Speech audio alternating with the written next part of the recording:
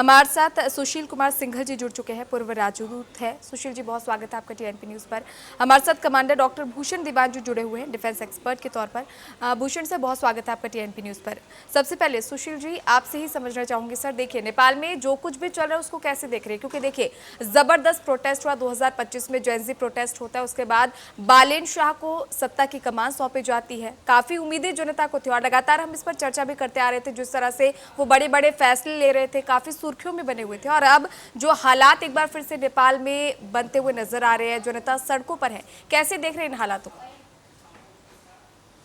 देखिए, मेरे विचार से बालन शाह, क्योंकि उनको बहुत ज्यादा एक्सपीरियंस नहीं है गवर्नमेंट का। वो एक मेयर मेयर रहे हैं, मेयर बन के काठमांडू के मेयर थे और उन्होंने अच्छा काम किया था। तो उसकी उनकी छवि एक बहुत अच्छी बन गई है, बट इसका मतलब ये नहीं है कि वो बहुत बड़े अच्छे एडमिनिस्ट्रेटर हैं। और एक्सपीरियंस की सर्टेनली उनको कमी है। जैसा कि उनकी जो पॉलिसीज जो इम्प्लीमेंट करने की कोशिश कर रहे हैं, मेरे ख्याल से अब गिवे मैं उनको एक बेनिफिट ऑफ डाउट देना चाहूंगा कि वो चाहते तो अच्छा करना है, लेकिन जिस तरह से वो इम्प्लीमेंट कर रहे हैं पॉलिसीज को, वो जो एग्जिस्टिंग रूल हैं, जैसे अगर हमने जो भारत से जो लोग जाते हैं वहां पर सामान खरीदते थे रोजाना का, या व्हीकल्स वहां जाते हैं, उस पर जो उन्होंने सख्ती एक साथ से अपनाई है, वहां हम ये नहीं कह सकते, मैं ये नहीं कह सकता कि वहां रूल नहीं थे। एग्जिस्टिंग रूल थे। 100 रुपए वाला जो रूल है वो बहुत समय से चला आ रहा था, और लेकिन इम्प्लीमेंटेशन कभी नहीं हुआ था उसका।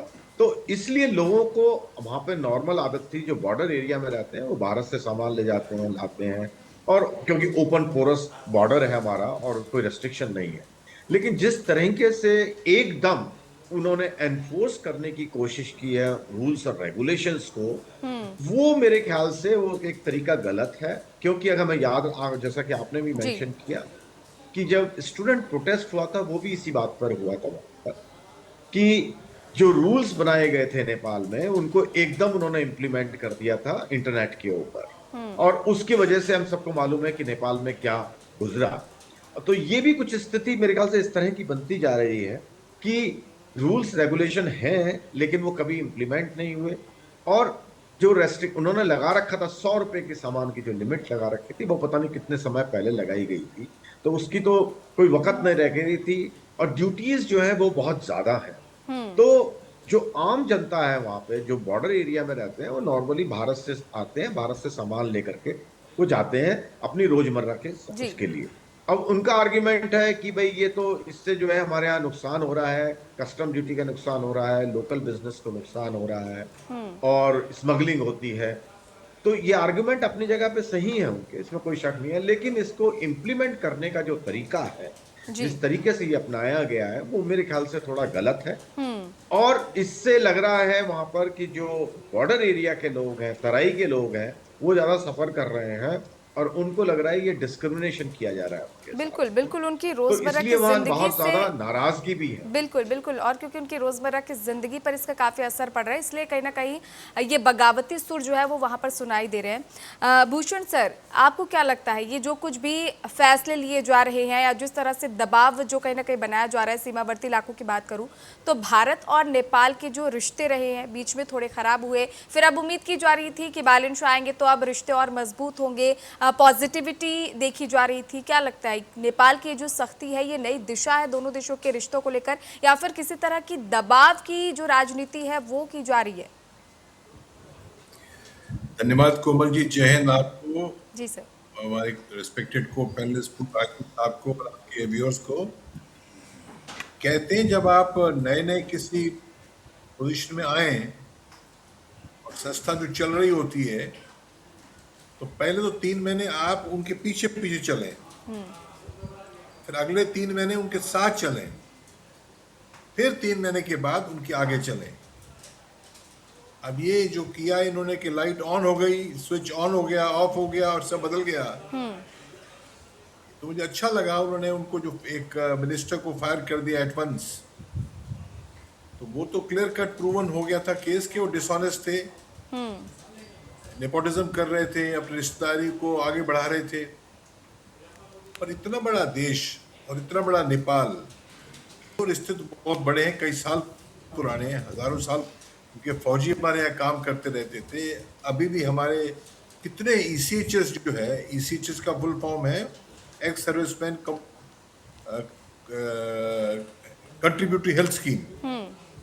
तो जो भी रिटायर्ड फौजी होता है, जो नेपाल में भी सेटल्ड है, तो 15-16 आदमी ऐसे हैं, 8-10 तो ऑफिसर हैं, 50-60 और office office below officer rank बंदे हैं, जो ये फैसिलिटीज उनको प्रोवाइड कर रहे हैं नेपाल में फौजियों को। तो ये एग्जाम्पल है, एग्जाम्पल कई है।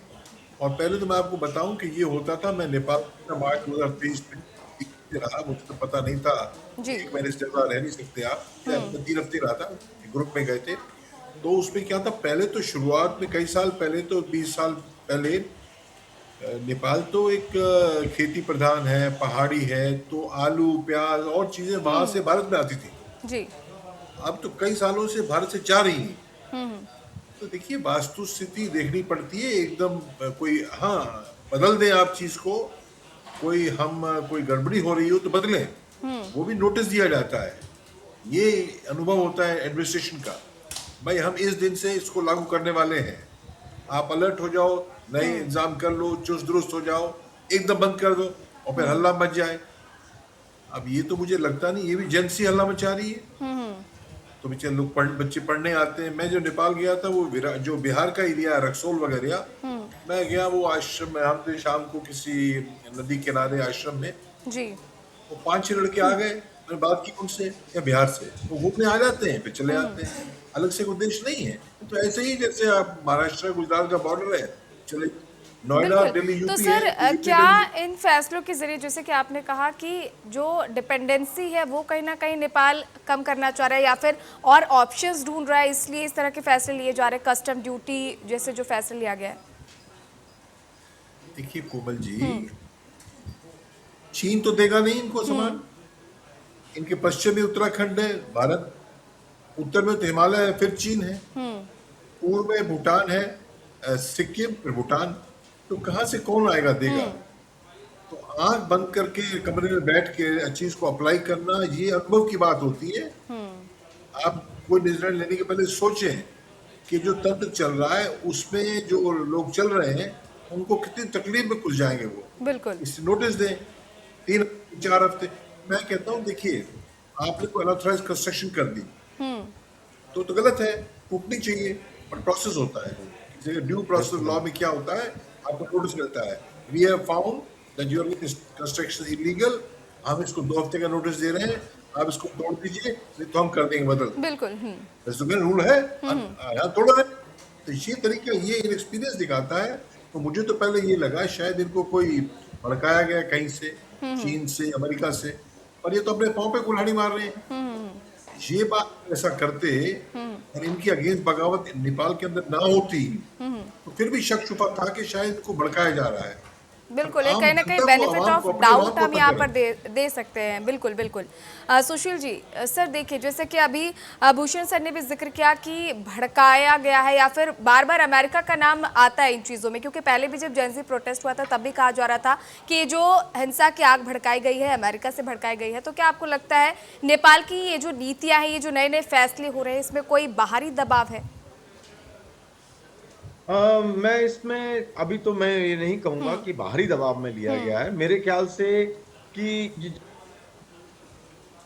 कि हम रूल बेस्ड सिस्टम लगाएंगे, क्योंकि बालन शाह का ये नारा है कि भाई जो कानून है उसको हम इम्प्लीमेंट करेंगे। हमारे यहाँ नेपोटिज्म होता है, भ्रष्टाचार है, रूल फॉलो नहीं किए जा रहे हैं। तो मेरे लगता है कि उस नीति के तहत उन्होंने इसको अप्लाई कर दिया है, बिना सोचे समझे कि उसके कॉन्सिक्वेंसेस क्या हैं। और जो है, क्योंकि ये जैसा कि अभी कमांडर साहब ने भी बोला कि भाई जब अब इस तरह का व्यवस्था चल रही थी, एकदम उसको बिगाड़ना वो नेचुरली लोगों को अफेक्ट करेगा। और वहां जैसे लिमिट्स है, 100 रुपए की लिमिट है, जो कि बहुत कम है। पहले किसी ने ध्यान नहीं दिया, क्योंकि क्या इसको जो है इम्प्लीमेंट नहीं किया जा रहा था। अब 100 रुपए में क्या आता है, कुछ नहीं आता। तो इसलिए मेरे ख्याल से ये एडमिनिस्ट्रेटिव जो है इनकॉम्पिटेंस तो नहीं कहूंगा, मैं इसको कहूंगा कि नॉलेज कम होने के, एक्सपीरियंस, लैक ऑफ एक्सपीरियंस है उनको जो है। क्योंकि चीन को इससे कोई फायदा ज्यादा नहीं होने वाला है, एक पॉलिटिकल टॉकिंग पॉइंट बन सकता है उनके लिए। क्योंकि अभी भी भारत और नेपाल के जो बायलैटरल ट्रेड है हमारा, 2/3 से ज्यादा भारत से उनका ट्रेड होता है। भारत से ही उनका एक्सपोर्ट होता है, चीन जी। से नहीं होता है। तो चीन उनको भारत को रिप्लेस नहीं कर सकता, लेकिन एक टॉकिंग पॉइंट बन सकता है पॉलिटिकली उनके लिए। तो मेरे ख्याल से ये जो है, जो ज्यादा जरूरत से ज्यादा ईगरनेस दिखाने की कोशिश की जा रही है बालन शाही गवर्नमेंट की तरफ से, जो फाइनेंस मिनिस्टर है वहां पे, और उन्होंने उसको इम्प्लीमेंट कर दिया है। लेकिन अगर ये लंबा चलता रहा जी। तो वहां पर उनके लिए समस्या खड़ी हो जाएगी, क्योंकि तराई के लोग उनके खिलाफ हो रहे हैं और तराई के सपोर्ट उनको पूरा मिला है। खुद भी वहीं बिल्कुल। मधेशी हैं वो, कहते जी हैं जी। लोग। तो इसलिए उनको थोड़ा वो समस्या खड़ी हो जाएगी। पर अभी ये शुरुआत है, मेरे ख्याल से कुछ बातचीत होगी, जो होता है नॉर्मल इस तरीके की चीजों में, और उसको रास्ता उसका निकाला जाएगा, उनको भी समझाया जाएगा मेरे ख्याल से, बैक चैनल से, कि भाई इस तरीके से मत करिए, आपको नुकसान होगा। तो मुझे लॉन्ग रन नहीं लगता है चल पाएगा। अगर ऐसा हुआ तो वहां प्रॉब्लम खड़ी हो जाएगी। बिल्कुल, यानी कुछ और तस्वीरें जो है वहाँ पर देखने को मिल सकती है।